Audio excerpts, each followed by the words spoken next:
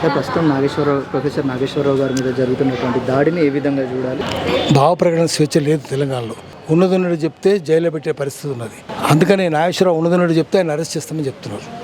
ఇది చాలా దారుణమైన విషయం, ఇది ఖండించాల్సిన విషయం. ఇది మనము ఉన్నదున్నట్టు కనుక చెప్తే మీరు హుస్సేన్ సాగర్లో మునిగి చచ్చిపోతారు, ఆత్మహత్య చేసుకుంటారు. అన్ని దొంగ పనులు జరుగుతున్నాయి వాళ్ళకి. అందుకని మనం చేయాల్సిన పని ఏంటంటే వాళ్ళు నడిచిన నీళ్ళంతా అపవిత్రం అయిపోతుంది. పవన్ కళ్యాణ్ నడిచిన వాళ్ళంతా వ్యభిచారులు కదా. ఎంతమంది కోసపుచ్చుకున్నారు, ఎంతమందికి విడాకులు ఇచ్చారు, ఎన్నిసార్లు పెళ్ళిళ్ళు చేసుకున్నారు, విదేశస్తులు కూడా చేసుకున్నారు కదా. సినిమాలంతా బూతే కదా ఉండేది, మొత్తం బూతే కదా. సినిమా నడిచిందంటే సినిమా నడిచినాక ఆ సినిమా థియేటర్ను ఆ బూత్ ఉంటుంది కాబట్టి సినిమా థియేటర్ని ఆశీర్వాదం పోసి కడగాలి. నాస్తికులు అయితే ఆశీర్ పోసి కడగాలి, ఆస్తికులు అయితే పసుపులు చల్లాలి. అంత దరిద్రంగా ఉన్నది. దరిద్రంగా ఉన్నప్పుడు ఇప్పుడు చేయవలసిన పని ఏంటంటే మనం చేయవలసింది వాక్ స్వాతంత్రాన్ని కాపాడుకోవాలి. 4 గంటలు జైలు నోరుదేసేటట్టున్నాయి కాబట్టి వాటిని కాపాడుకోవాలి. ప్రజలను చైతన్యవంతం చేయాలి.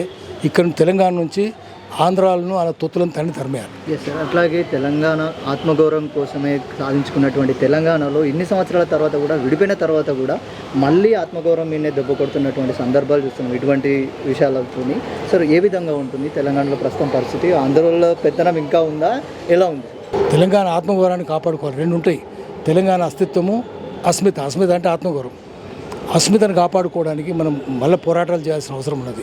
తెలంగాణ మామూలు పోరాటాల, తెలంగాణ సాయుధ పోరాటం ఎంత గొప్పది, ప్రపంచంలో ఎక్కడ జరగలేదు. ఆయన డాక్టర్ సునీల్ పురుషోత్తం రాసిండు, తెలంగాణలో పుట్టినటువంటి వీరులు, శూరులు, త్యాగపురుషులు భూమి మీద ఎక్కడ కనిపించలేదని చెప్పి ఇండియన్ ఆర్మీ వాళ్ళు రాసిన వాళ్ళు, కొట్టి తన్ని చంపిన వాళ్ళే రాసినారు.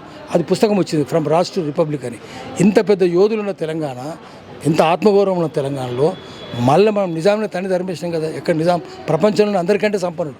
నిజాం దగ్గర ఉన్న ఆయుధాలు, నిజాం దగ్గర ఉన్న డబ్బులు ఎవరి దగ్గర లేవు. కానీ తన్ని తరిమేశారు కదా, నిజాం తరిమేశారు కదా.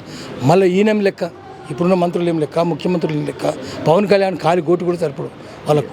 అందుకని మళ్ళీ మనం ప్రొఫెసర్ నాగేశ్వరరావుని కాపాడుకోవాలి, నాగేశ్వరరావు లాంటి మేధావులను కాపాడుకోవాలి, నిజాయితీపరులను కాపాడుకోవాలి, విశ్లేషకులను కాపాడుకోవాలి, మీడియాను కూడా కాపాడు. నాగేశ్వరరావు అంటే మీడియాను కూడా కాపాడుకోవాలి.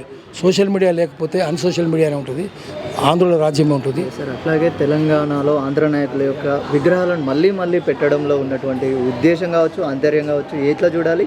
అట్లాగే రేవంత్ రెడ్డి గారు ఇటువంటి నిర్ణయాలు తీసుకుంటున్న తరుణంలో అతని యొక్క ఉద్దేశం ఏంటి? రేవంత్ రెడ్డి ఢిల్లీ నుంచి ఆజ్ఞలు శిరసావిస్తాడు. జీ హుజూర్ అంటాడు. చంద్రబాబు నాయుడు చెప్తే జో హుకుం అంటాడు. ఏది హుకుం జారీ చేస్తే అదే అంటాడు. అందుకని వాళ్ళు చెప్తున్నారు, ఈయన చేస్తున్నాడు. అందుకని మనం చేయాల్సింది ఏంటంటే మనం ప్రజల తరఫున ఉండాలి, బెత్తం తీసుకోవాలి, వాళ్ళందరినీ తరిమేయాలి. తెలంగాణ వ్యతిరేకులు ఢిల్లీ వాళ్ళకి ఏం తెలుస్తుంది? సోయి లేదు వాళ్ళకు. యమున అవతల ఏమున్నదో తెలియదు వాళ్ళకు, ఢిల్లీ అవతల ఏమున్నదో తెలియదు. వాళ్ళ పనికి తెలివి లేదు. వాళ్ళు కాంగ్రెస్ వాళ్ళు కావచ్చు, బీజేపీ వాళ్ళు కావచ్చు, ఢిల్లీలో ఉన్నది అట్లే ఉంటారు. అందుకని మన తెలంగాణ ఐడెంటిటీ, తెలంగాణ ప్రైడ్, ఈ 2 కాపాడుకోవాలి. ఐడెంటిటీ అండ్ ప్రైడ్ అంటే అస్తిత్వము, అస్మిత 2 కాపాడుకోవాలి. దానికోసం పోరాటాలు చేయాలి, నడుము బిగించాలి, తలకు పాగా చుట్టాలి, లాఠీ తీసుకుని యుద్ధానికి పోవాలి.